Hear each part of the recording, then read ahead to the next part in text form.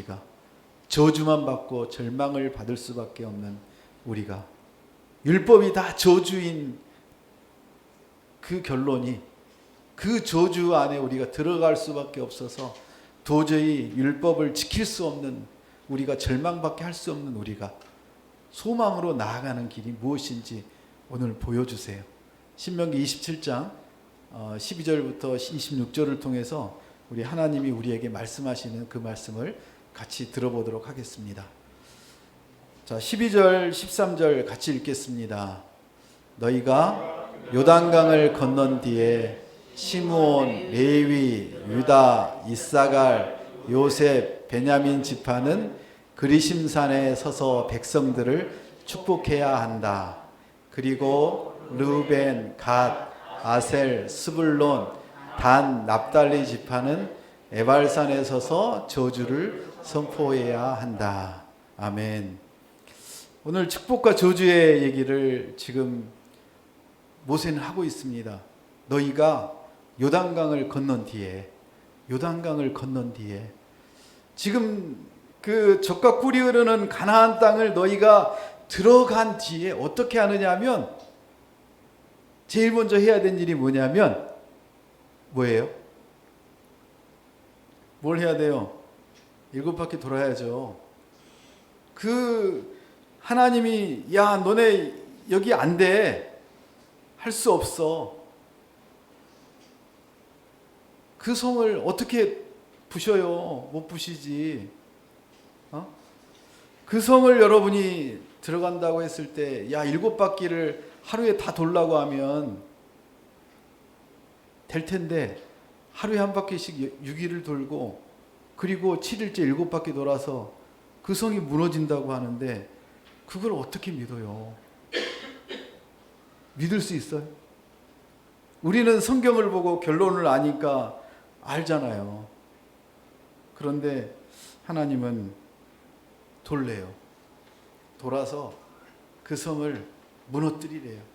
너희가 정복하래요. 그래서 그렇게 했더니 정말 정복이 돼요. 무너져요. 승리를 했어요. 그리고는 야 이제 우리가 다 됐다, 우리 힘으로 다 할 수 있어. 그리고 여리고성을 무너뜨린 다음에 어디로 가나요? 아이성으로 가잖아요. 아이성은 그냥 뭐 7, 8천밖에 안 되는 그런 성, 충분히 이길 수 있다고 생각을 하고 갔는데 어떻게 됐어요? 패배했잖아요.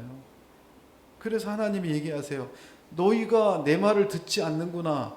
너희가 여리고성을 정복하고 이기는 것은 너의 힘과 능력이 아니라 무엇으로 이겼다고요? 말씀에 순종해서 내가 너희에게 이기게 했다고 말씀하세요. 결론은 버킹엄, 말씀이라는 말씀. 그래서 다시 그들이 아간에 그 숨겼던 그 죄를 쳐내고 말씀대로 했더니 그 아이성을 정복하고 승리했잖아요. 여러분과 여러분의 자녀들이 뭘로 승리할 거예요? 열심히 공부한다고요? 다들 열심히 공부해요. 그러면 잘 되던가요? 열심히 일하면 잘 되던가요? 아니잖아요. 하나님이 하셨다는 것을 인정하고 하나님이 하시도록 그렇게 믿고 가는 사람이 잘 되는 거지. 하나님은 오늘 말씀하세요. 너희가 요단강을 건넌 뒤에 여리고성과 아이성에서 하나님이 하시는 일을 경험한 후에, 그리고 너희가 그리심산과 에발산에 가서 축복과 저주를 선포하라고 해요. 저기가 어디냐면 여러분이 잘 알고 있는 세겜이라는데요. 세겜 많이 들어보지 않았습니까? 세겜이 어떤 땅이냐면, 아브라함이 그 땅을 하란을 떠나서 내가 너에게 약속한 그 땅으로 가라고 할 때 제일 먼저 도착한 데가 세겜이에요. 세겜의 그 상수리나무 아래에서 하나님이 이 땅을 너희 자손 후대에 내가 젖과 꿀이 흐르는 이 땅을 너에게 주겠다고 한 그 땅이 바로 세겜이에요. 저기 보면 이스라엘이 나오거든요. 이스라엘이 단에서 부엘세바, 북쪽이 단이고 남쪽이 부엘세바잖아요. 저 땅 얼마 크지 않아요. 저 땅에 중앙에 보면 세겜이라고 있어요. 여리고보다 조금 더 위에 있고 사마리아 바로 밑에 있는 저 세겜. 저 세겜에 아브라함이 처음에 도착을 해서 하나님이 아브라함에게 약속해 준 땅이에요. 그래서 창세기 12장에 보면 아브라함에게 언약을 하세요. 내가 너를 믿음의 조상으로 세웠고 이 땅을 너희 후손에게 주겠다고 약속한 그 언약의 땅이에요. 그 놀라운 땅이에요. 세겜이. 또 아브라함에게만 있었나요? 야곱이 밧다마람에서 돌아왔을 때 거기에서 단을 쌓고 이렇게 제사를 드렸던 곳이 바로 세겜이에요. 또 누가 생각이 납니까? 요셉이 생각나죠. 요셉이 이집트에서 그렇게 총리가 되어서 하나님의 놀라운 축복을 받고 그리고 그 자손을 남겨두고 죽을 때 어떻게 했습니까? 세겜에 묻어달라 그랬잖아요. 세겜에 그 뼈를 묻었어요. 자, 그리고 이제 이 여리고와 아이성을 정복한 후에 다시 세겜에 와서 그 세겜에서 언약을 갱신하는 곳이 바로 세겜이에요. 저 세겜을 제가 갔는데 저도 작년 1월에 갔을 때 저런 땅인지 몰랐어요. 선교 공부를 그렇게 많이 했는데도. 그래서 그 가이드 되는 전도사님이 저 땅을 막 설명을 하더라고요. 그래서 뭘 제일 먼저 설명했냐면 이 상수리 나무를 설명을 해요. 그래 멋지군. 사진 찍었죠? 보이세요? 저 상수리 나무? 네. 아브라함에게 약속했던 그 상수리 나무 아래에서 하나님이 약속했던 곳이잖아요. 그리고 저 세겜에 가보면 이런 게 있어요. 저거는 제가 작년에 찍은 거예요. 제가 찍은 거예요. 인터넷도 많이 나와 있던데. 자, 저 세겜이 중앙에 있고, 자, 보면 남쪽에 그리심산이 있고요. 그 다음에 북쪽에 에발산이 있어요. 저 산이 그렇게 크지 않아요. 보니까 그리심산이 한 867m 정도 높이 되고요. 그 다음에 에발산이 925m 정도 되는데 저기 올라가 보면 그렇게 높다는 생각이 안 들어요. 뒷동산 정도밖에 안 된다는 생각밖에 안 들고 저 이제 아래쪽이 세겜의 마을이거든요. 도시예요. 그래서 저희는 이제 그리심산에 올라가서 저 에발산을 바라보고 그리고 사진도 찍고 저기 앉아서 도시락도 까먹고 그랬었는데 저 그리심산에서 어떻게 하라고 하세요? 하나님이 6지파에게 축복을 그리고 에발산에서는 저주를 선포하라고 해요. 축복과 저주. 어떤 약속을 여러분 듣고 싶으세요? 축복. 네, 다 축복을 원하시죠. 네. 하나님이 가나안 땅을 바로 가서 이 세겜에서 약속을 갱신하는 게 아니라 그 여리고성과 아이성 전투의 그 경험을 통해서 그들이 말씀에 순종하지 않으면 하나님이 가나안 땅을 허락하지 않으면 하나님의 은혜가 아니면 어떤 것도 되지 않는다는 것을 그들이 경험한 후에 이 세겜에 와서 다시 언약을 갱신하게 하시는 거예요. 그래서 저 땅을 저는 우리 성도들하고 한번 더 가보고 싶었어요. 조만간에 가길 원합니다. 네. 그렇게 멀지도 않아요. 저 예루살렘에서 한 70km도 안 돼요. 저기가 70km도 안 되니까 그렇게 먼 땅이 아니죠. 그래서 예루살렘에서 우리가 많은 시간을 보내면 참 좋을 것 같은데요. 자, 그런데 아쉽게도 오늘은 12가지 저주에 대해서 얘기를 하고 있어요. 어떨 때 너희가 저주를 받느냐? 이 저주를 통해서 여러분이 얼마나 우리가 인간이 약한 존재인지 우리가 얼마나 불완전한 존재인지 한번 느껴보기 바랍니다. 자, 15절 16절을 같이 읽겠습니다.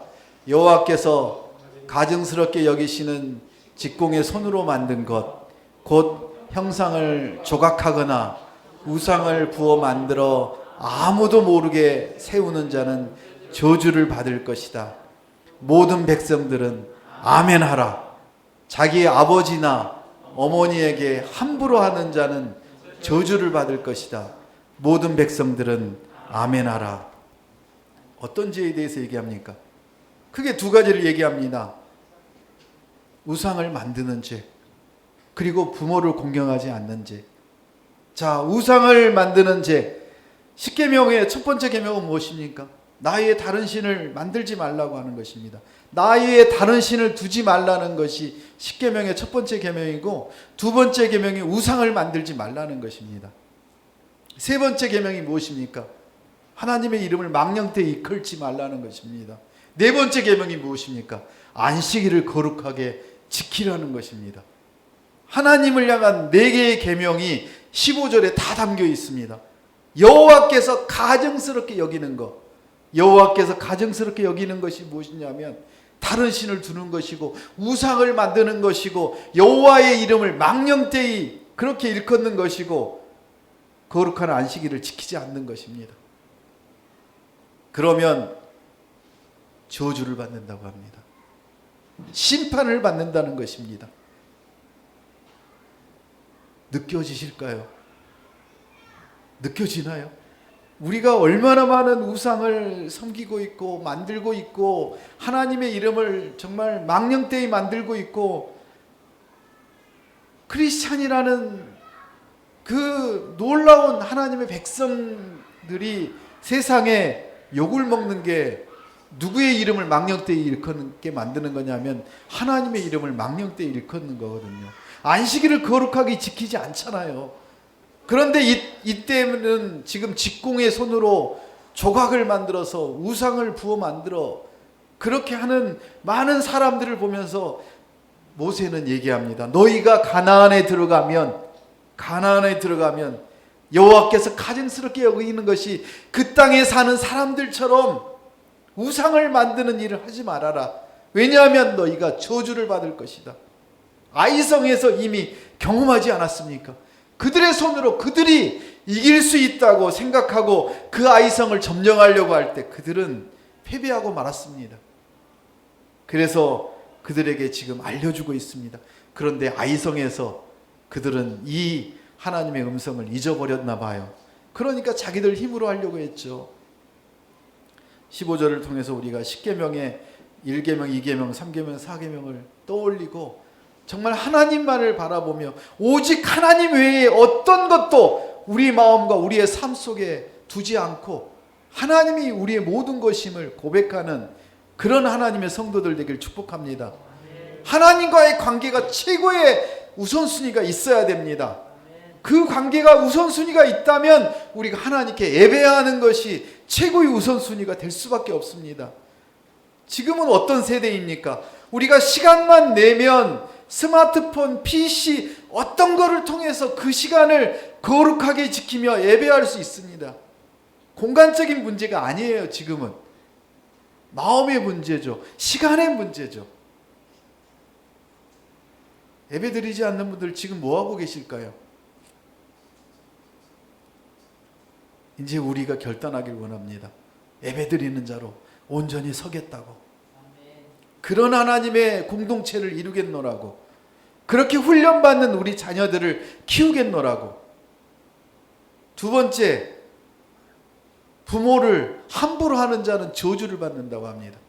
부모를 함부로 하는 자, 부모를 힘들게 하는 자, 우리 부모가 어떤 부모인데 그 부모와의 관계가 정말 서먹서먹하고 부모가 아닌 것처럼 느껴지고 부모와 관계가 깨어져 버렸다면 그거는 하나님이 저주하는 것이라고 합니다.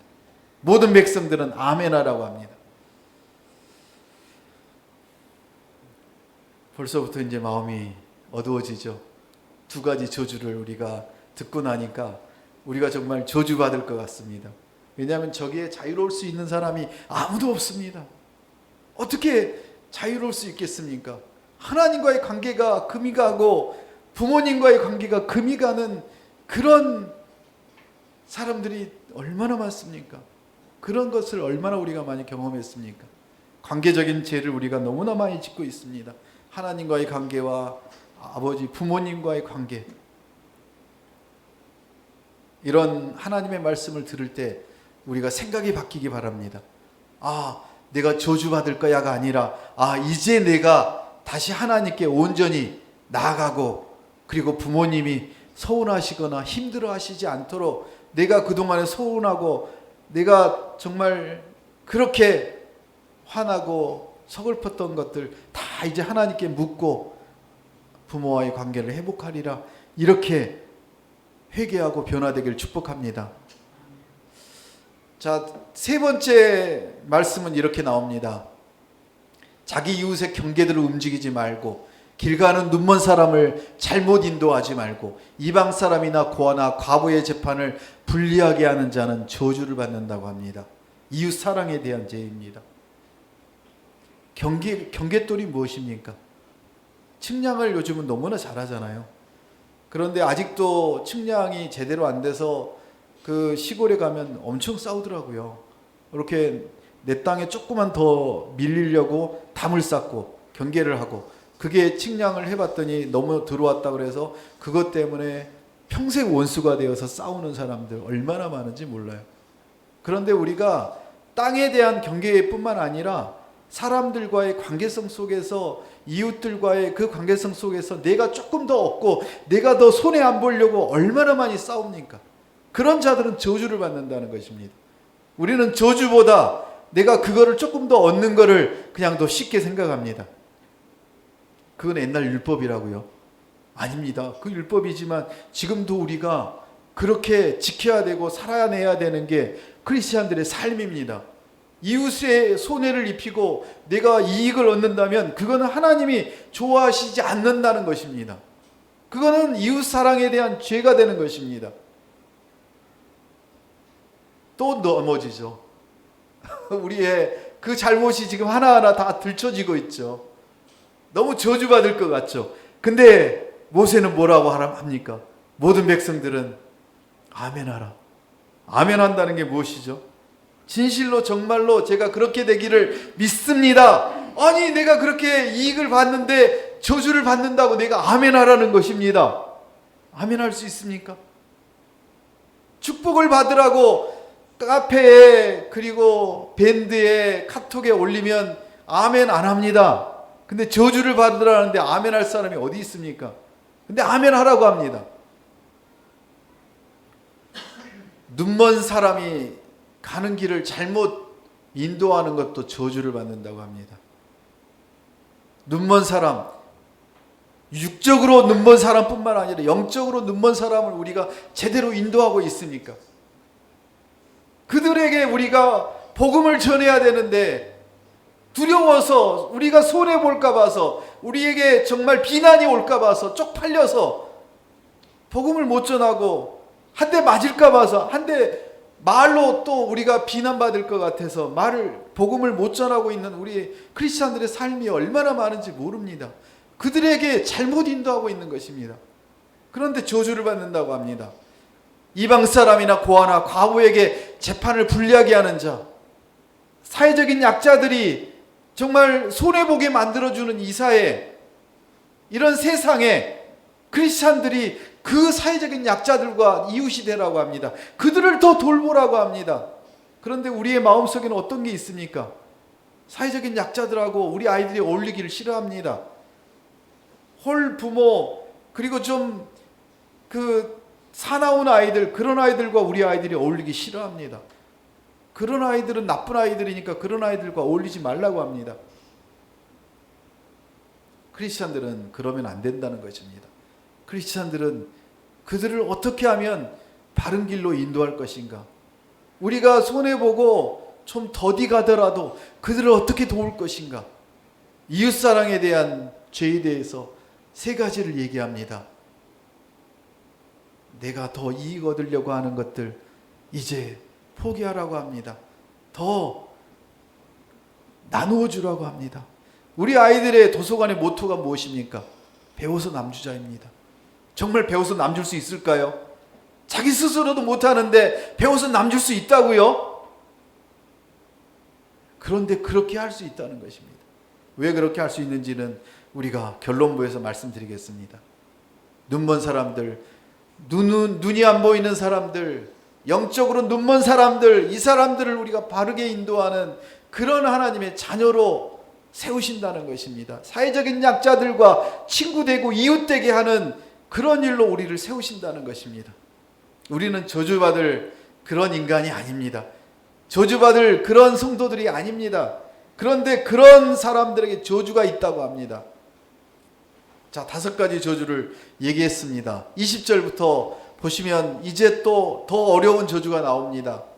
아버지의 아내와 같이 잠자리를 하는 자, 동물과 관계하는 자, 자기 자매, 다시 말하면 다시 결혼을 해서 아버지의 딸이나 또는 어머니의 딸과 잠자리를 같이 하는 자, 심지어는 자기 장모와 잠자리를 같이 하는 자, 저주를 받아 마땅하지 않습니까? 질서를 깨뜨리는 것입니다. 누가 질서를 세웠나요? 하나님이 세운 질서입니다. 근친상간, 수간, 동성애. 지금 세상은 어떻습니까? 세상이 동성애가 합법화되고 있지 않습니까? 이 말씀과 너무 배치되고 있지 않나요? 남자와 남자가, 여자와 여자가 어떻게 부부가 될 수 있습니까? 그게 세상은 옳다고 합니다. 그런 세상에 우리가 나아가야 된다는 것입니다. 하나님의 질서는 그게 질서가 아닙니다. 하나님의 창조한 질서는 바로 하나님의 창조 원리대로 회복되는 것입니다. 천국 백성의 정체성이 무엇이냐면 하나님께서 세운 질서대로 사는 것입니다. 가정의 제사장은 아버지고, 나이가 먹을수록 남성은 여성화되고 여성은 남성화되어서 여성분들이 가정의 제사장처럼 그렇게 살고 있는 세상에 많은 사람들이 있습니다. 크리스찬들은 그러지 말라는 것입니다. 하나님이 세운 약하고 능력 없고 힘없는 그 제사장이 가정의 제사장이라고.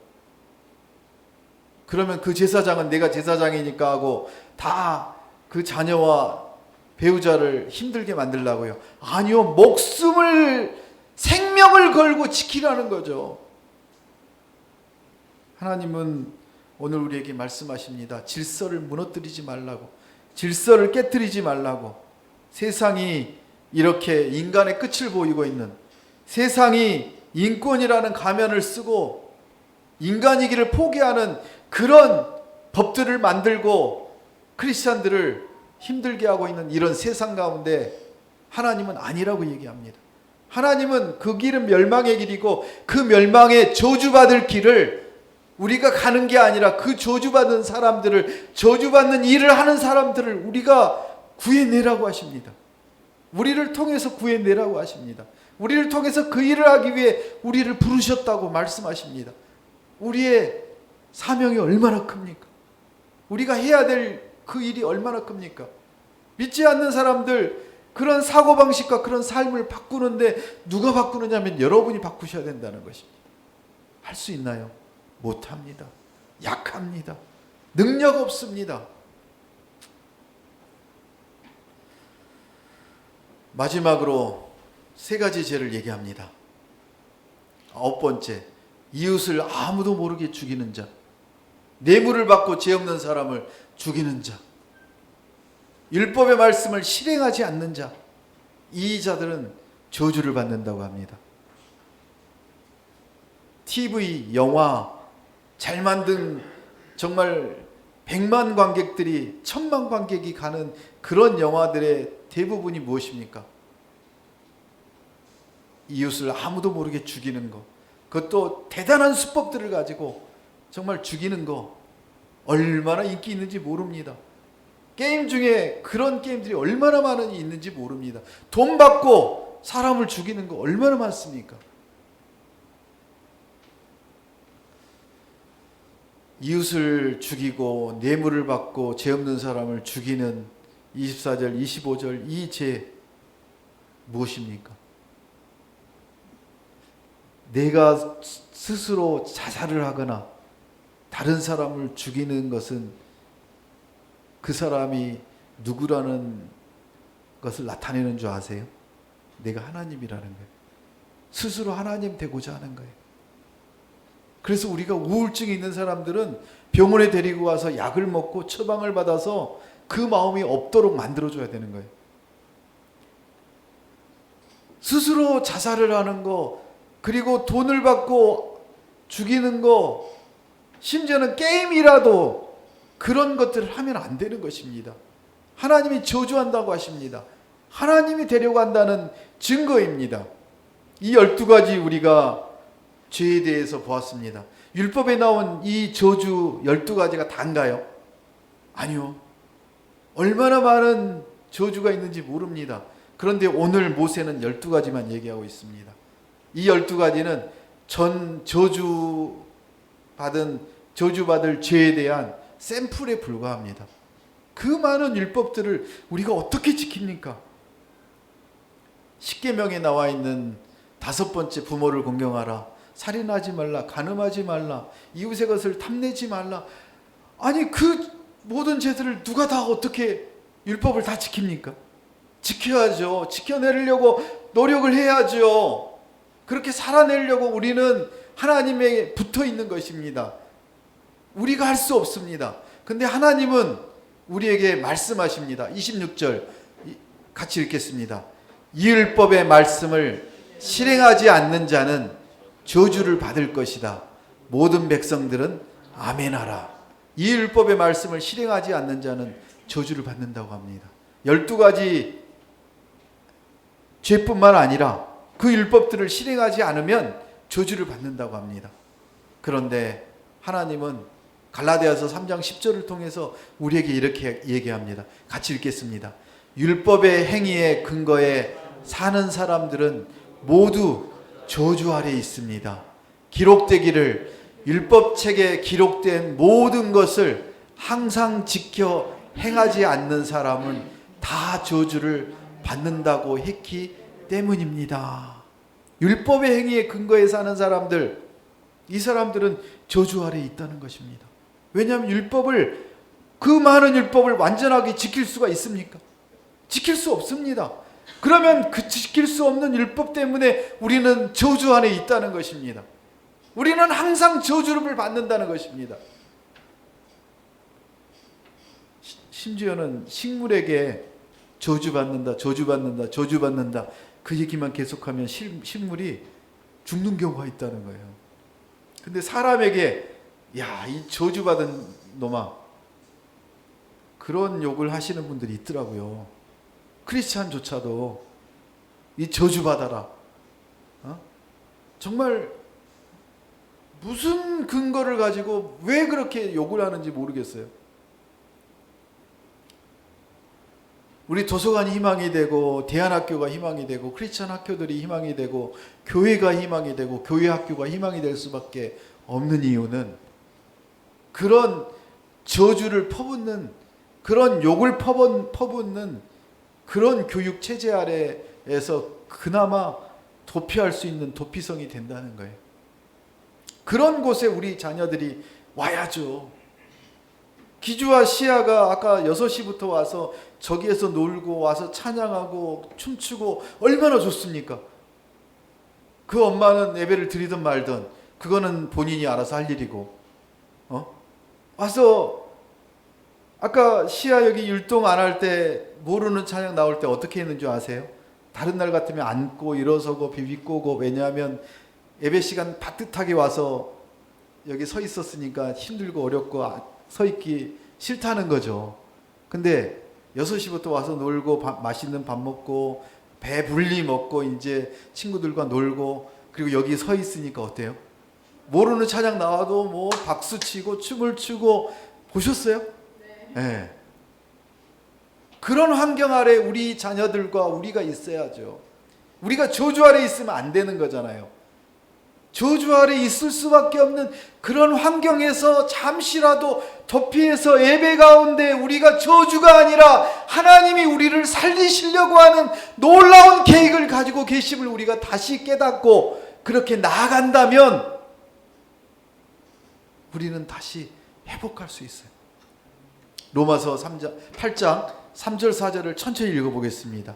율법이 육신으로 인해 연약해져서 할 수 없던 그 일을 하나님께서 하셨습니다. 곧 하나님께서는 죄를 속량해 주시려고 자기 아들을 죄 있는 육신의 모습으로 보내셔서 육신 안에서 죄를 심판하셨습니다. 이는 육신을 따라 살지 않고 성령을 따라 사는 우리에게 율법의 요구가 이루어지게 하시려는 것입니다. 4절 다시 한 번 더 읽습니다. 이는 육신을 따라 살지 않고 성령을 따라 사는 우리에게 율법의 요구가 이루어지게 하시려는 것입니다. 아멘. 말씀의 순종하는 자만이 영원한 소망을 가질 수 있다는 것입니다. 우리는 율법의 요구로 인해서 율법대로 살지 못하면, 율법을 완전하게 지키지 못하면 저주 아래에 있는 그런 사람이라고 율법은 우리를 가르치지만, 하나님께서는 우리의 연약함을 아시고 우리의 육신의 연약함과 영의 연약함을 아시고 그 일을 하나님께서 직접 하시려고, 우리를 그 죄에서 속량하시려고, 용서하시려고 예수 그리스도를 이 땅에 우리의 죄에 대한 대성물로, 그 죄에 대한 대가로 지불하시고 우리를 다시 살리셔서 이제는 육신에 따라 살지 아니하고 율법에 따라 살지 아니하고 성령에 따라 사는, 율법을 예수님께서 완성하시고 그 율법을 완성한 그 자녀로 예수 그리스도를 통해서 우리가 이 땅에 성령의 사람으로, 축복의 사람으로, 영원한 소망을 두고 살 수 있는 그런 멋진 하나님의 자녀로 우리를 세우셨다는 것입니다. 그런데 나머지 그리심산에서 축복을 선언할 필요가 뭐가 있습니까? 우리는 이미 그 그리심산에서 선포한 축복의 그 예수 그리스도가 우리에게 오셨고, 그 예수 그리스도로 인해서 우리는 다 성령의 사람이 되었고 율법의 요구를 완전하게 이룬 그 하나님의 사람들이 되어버렸는데, 우리가 에발산에서 선포하는 그 저주의 선포를, 그 율법을 완전하게 지킬 수 있다고 누가 자신하겠습니까? 하나님은 말씀하십니다. 너희는 이제 율법의 근거에서 사는 그런 자녀가 아니라, 육체로 사는 자녀가 아니라 성령을 따라, 성령이 너희 안에 거하시니, 하나님이 거룩하시니, 성령이 거룩하시고 거룩한 성령이 너희 안에 계시니 너희도 거룩하라. 왜냐하면 성전은 거룩한 곳이기에, 하나님은 거룩하신 분이기에 너희도 거룩할 수 있다고 오늘 우리에게 말씀하십니다. 그 하나님의 음성을 들으시고 그 하나님의 축복의 말씀을 들으시고 이제 다시 여러분이 저주가 아니라 성령을 따라 사는 축복의 통로가 되시길 예수님의 이름으로 축복합니다. 함께 기도하겠습니다. 우리 성도들이 온전히 예배하는 예배자로, 성령의 사람으로, 성령을 따라 사는 사람으로 그렇게 세워달라고 우리가 통성으로 일어서서 손을 들고 기도하겠습니다.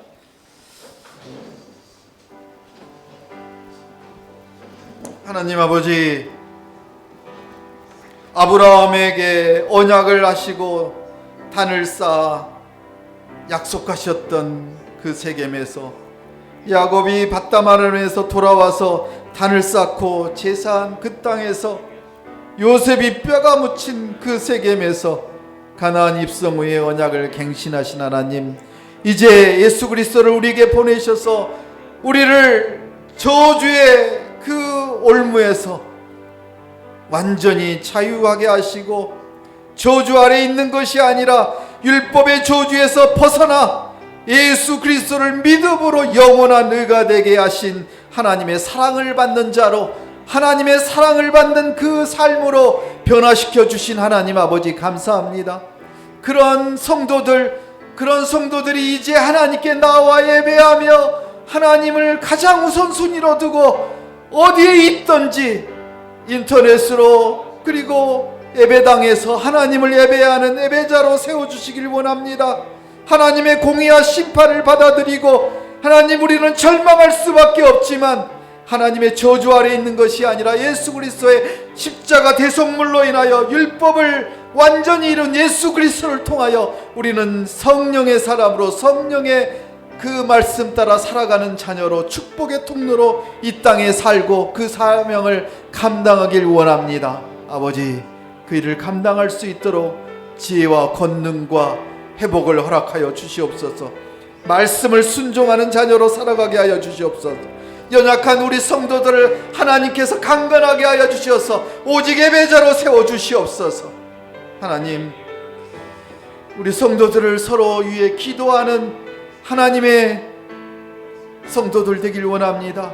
수뇌배가 살아나길 원합니다. 수뇌배를 통하여 하나님의 은혜를 경험하길 원합니다. 수뇌배를 사모하고 준비하는 하나님의 거룩한 자녀들 되길 원합니다.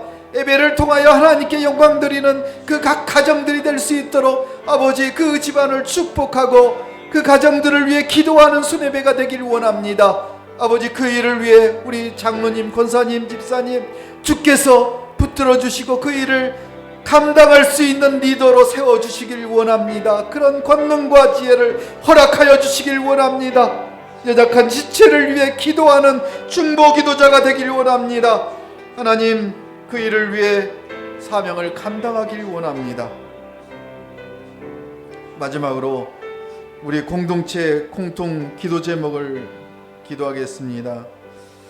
도서관을 위해서, 중보기도 후원자를 위해서, 영혼 구원을 위해서, 육신의 강건함을 위해서, 특별히 우리 박창순 집사님 이제 또 회사가 1년 계약을 준비하고 있는데 많은 어려움들과 그 고통들을 하나님께서 다 제하해 주시고 하나님의 섭리대로 이룰 수 있도록 헌신하는 그런 하나님의 거룩한 여정이 되게 해달라고 통성으로 기도하겠습니다. 하나님 아버지, 주님께서 세워주신 기혼누리와 도서관을 통하여 하나님의 사람들이 세워지길 원합니다. 성령 충만한 권능과 지혜가 넘치게 하여 주시옵소서.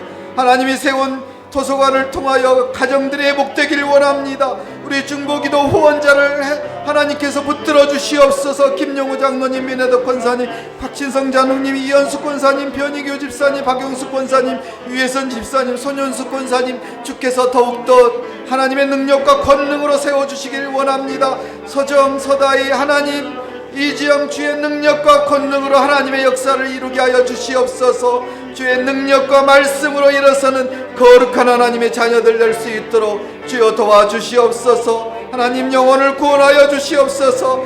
여서연, 여소정, 김웅희, 박상리, 최재민, 신승님, 전병철, 이행성, 유산봉, 조종순, 유영주, 유정주, 김익중, 유은자, 김재우, 김재성, 이민숙, 권순호, 김혜와, 이인성, 서정, 서다희, 이경민, 진정한, 진동희, 지태성 하나님의 능력과 권능으로 살려주시고 회복하여 주시옵소서. 육신이 약한 우리 홍근호 장로님, 이상순 권사님, 김재영 집사님, 우리 기근호, 황정희 할머니, 김구섭 어머니, 김영자 할머니, 어머님, 손정희 권사님, 주께서 더욱 강건하게 하시고 주의 권능과 능력으로 일어서게 하여 주시옵소서. 박주희 선교사님, 하나님 주의 권능으로 출산하게 하여 주시고 우리 토토 사모님, 망양족 하나님의 능력과 권능으로 세워주시고 우리 선교사님들을 붙들어 주시옵소서. 그 땅에 하나님의 나라가 임하길 원합니다. 새여기를 붙드시고 하나님의 영광을 위해 사용하여 주시옵소서. 우리 도서관의 우리 자녀들 주께서 책임져 주시고 권능의 지혜를 도하여 주시옵소서. 하나님, 우리 성도들에게 권능과 지혜와 성령 충만함을 허락하여 주시옵소서. 우리 도서관을 섬기는 선생님, 교회학교를 섬기는 선생님들에게 더욱 강건함과 하나님의 그 자녀들을 키우는 사명감과 능력을 더하여 주시옵소서. 아버지, 수뇌배를 통하여 주의 영광을 드러내는 거룩한 공동체 될 수 있도록 아버지여 도와주시옵소서. 이제는 예수 그리스도의 은혜와 하나님의 극진하신 사랑과 성령의 교통하심이 오직 주의 말씀 따라 살아가기로 결단하고 하나님의 말씀에 순종함이 축복임을 깨닫고 오직 예수 그리스도만을 믿고 그렇게 성령을 따라 성령의 사람으로 살기로 결단하는 거룩한 성도들 위해, 가정 위에, 선교사님들과 그 가정 위에 이제부터 영원토록 함께 하시기를 간절히 축원하옵나이다. 아멘.